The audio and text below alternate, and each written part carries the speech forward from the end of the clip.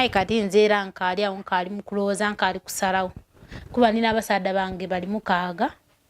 kati kwogo omukaaga mbe nenda kukola ki kulonda mu mutuufu nga naawe w'obimanya abasajja babuzaabuza kati sooka olindeko ogambye olina abasajja bali mukaaga bw'oyagala bokka ate iwe obona bangi abandi baba n'ekikumi just kinze ndina mukaaga nkagerangeranya ntwala nani alina ku ssente care ochidi we need care as ladies oyagala kwekkeya nga tebwakuwa ssente ate awo waba wabi naawe asigamye mbu wabi just nzira mu bigambo byo kakati onoolondako ddi njira nkabatambuza nkabeetegereza bwe ntyakuyo ono wembona embeera de kakati entambuza gyobatambuzaamu oba sinja layini awo ne mutambula oba bonna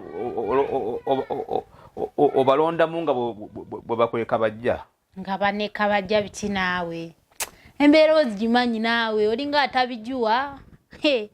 ndi awo nkyalo nga wenkugambye mukaaga gwokka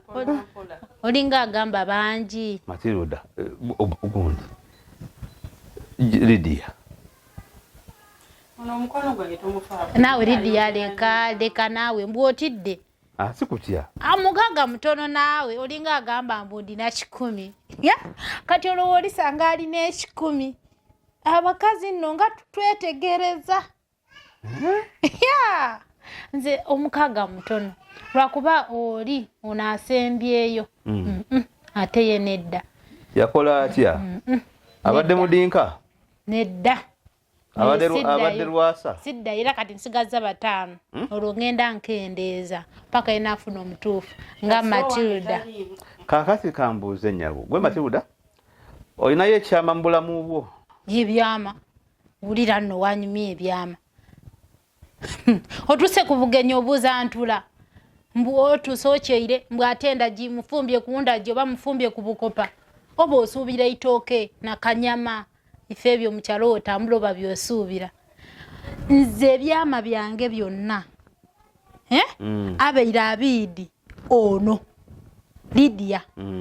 kati bw'oli nti gwe bbaawe